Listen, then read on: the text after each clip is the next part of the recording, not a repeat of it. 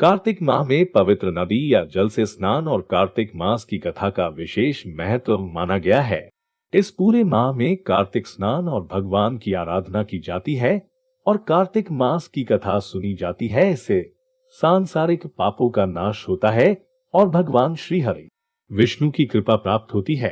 कार्तिक स्नान और कार्तिक मास की कथा की पुराणों में बड़ी महिमा बताई गई है। तो आइए जानते हैं कार्तिक मास की कथा या कार्तिक मास की कहानी। एक नगर में एक ब्राह्मण और ब्राह्मणी रहते थे।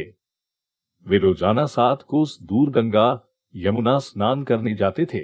इतनी दूर आने जाने से ब्राह्मणी थक जाती थी। तब ब्राह्मणी कहती थी कि हमारे एक बेटा होता तो कितना अच्छा रहता। बेटे के बहू आती तो हमें घर वापस जाने पर खाना बना हुआ मिलता और बहू घर का काम भी कर देती। ब्राह्मणी की बात सुनकर ब्राह्मण ने कहा कि तूने बात तो सही कही है, चल मैं तेरे लिए बहू ला ही देता हूँ। ब्राह्मण ने कहा कि एक पोटली में आटा डालकर कुछ मोहरे रख दे। ब्राह्मण के कहे अनुसार ब्राह्मणी ने पोटली बांध कर दे दी। पोटली लेकर ब्राह्मण चला गया। ब्राह्मण अभी कुछ दूर गया ही था कि उसे यमुना के किनारे बहुत ही सुंदर लड़कियां दिखाई दी। वे रेत में घर बनाकर खेल रही थी। उनमें से एक लड़की ने कहा कि मैं अपना घर नहीं बिगाड़ूंगी, मुझे तो रहने के लिए ये घर चाहिए। लड़की की बात सुनकर ब्राह्मण मन ही मन सोचने लगा कि बहू बनाने के लिए यही लड़की सही रहेगी। जब वह लड़की जाने लगी तो ब्राह्मण भी उसके पीछे पीछे उसके घर तक चला गया।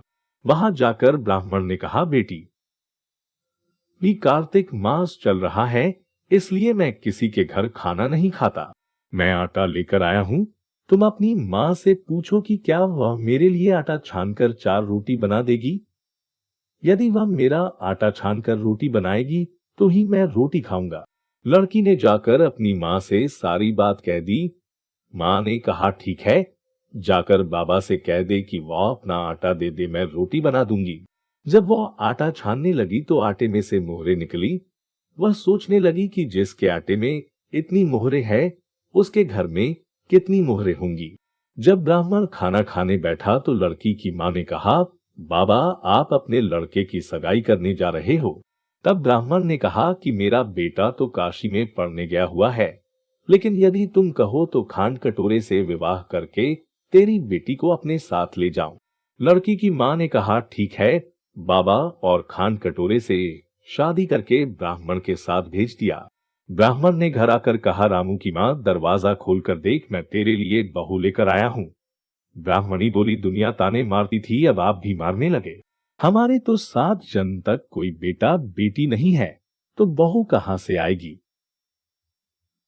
ब्राह्मण ने कहा कि तू दरवाजा खोलकर तो देख। जब ब्राह्मणी ने दरवाजा खोला तो सामने बहू को खड़ी देखा। उसने बहू का स्वागत किया और आदर सत्कार से अंदर ले गई। अब ब्राह्मण और ब्राह्मणी स्नान करने जाते तो बहू घर का सारा काम करके और खाना बना कर रखती। वह उनके कपड़े धोती और रात को पैर भी दबाती। इस तरह काफी समय बीत गया। ब्राह्मणी ने अपनी बहू से कहा कि बहू, कभी भी चूल्हे की आग मत बुझने देना और मटके का पानी खत्म मत होने देना। one दिन चूल्हे की आग बुझ गई। तब बहू भागी भागी अपनी पड़ोसन के पास गई और कहा कि मेरे चूल्हे की आग बुझ गई है, मुझे थोड़ी आग चाहिए। मेरे साथ ससुर सुबह 4 बजे से गए हुए हैं, वह थके हारे आएंगे, इसलिए मुझे उनके लिए खाना बनाना है। तब पड़ोसन ने कहा कि तू तो बावली है, तुझे ये दोनों मिलकर पागल बना रहे हैं। इनके कोई बेटा नहीं है। बहू ने कहा, नहीं, ऐसा मत बोलो, इनका बेटा तो बनारस काशी में पढ़ने गया हुआ है। तब पड़ोसन ने कहा कि ये तुझे झूठ बोलकर लाए हैं, इनके कोई बेटा नहीं है। अब बहू पड़ोसन की बातों में आ गई और कहने लगी कि अब आप ही बताओ, मैं क्या करूं। पड़ोसन ने कहा कि करना क्या है, जब तुम्हारे सास ससुर आए तो जली फूंकी रोटियां बना कर देना और बिना नमक की दाल बना कर देना। खीर की कड़छी दाल में और दाल की कड़छी खीर में डाल देना। वह पड़ोसन की सारी सीख लेकर घर आ गई। जब उसके साथ ससुर घर आए तो उसने ना तो उनका आदर सत्कार किया, ना ही उनके कपड़े धोए। जब उसने सास ससुर को खाना दिया तो सास बोली, बहू, आज ये रोटियां जली की क्यों है और दाल भी अलुनी है। तब बहू ने पलटकर जवाब दिया कि एक दिन ऐसा खाना खा लोगे तो कुछ बिगड़ नहीं जाएगा तुम्हारा। सास ससुर को खरी खोटी सुनाकर वह फिर से पड़ोसन के पास गई और बोला कि अब आगे क्या करना है। पड़ोसन ने कहा कि अब तुम सातों कोठों की चाबी मांग लेना। अगले दिन जब भी स्नान करने के लिए जाने लगे तो बहू अड़ गई कि मुझे तो सातों कोठों की चाबी चाहिए। तब ससुर ने कहा कि इसे चाबी दे दो, आज नहीं तो कल इसे ही देनी है। तब सास ने बहू को चाबी दे दी। सास ससुर के जाने के बाद जब बहू ने दरवाजे खोले तो देखा कि किसी में अन्न भरा है, किसी में धन भरा है और किसी कोठे में बर्तन पड़े हैं।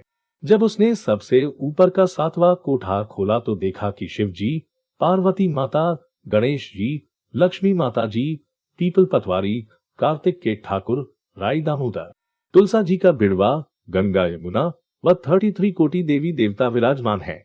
वहीं पर एक लड़का चंदन की चौकी पर बैठा माला जप रहा है। ये सब देखकर उसने लड़के से पूछा कि तू कौन है? तब लड़का बोला कि मैं तेरा पति हूं। अभी दरवाजा बंद कर दे, जब मेरे माता पिता आएंगे तब दरवाजा खोलना। ये सब देखकर बहू बहुत खुश हुई और 16 श्रृंगार कर सुंदर वस्त्र पहनकर अपने सास ससुर का इंतजार करने लगी। उसने अपने सास ससुर के लिए अच्छे अच्छे पकवान बनाए।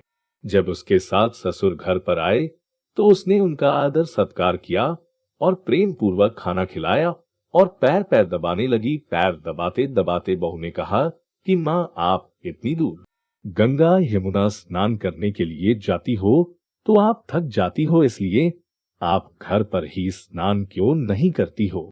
यह सुन सास कहने लगी कि बेटी गंगा यमुना घर पर तो नहीं बहती है।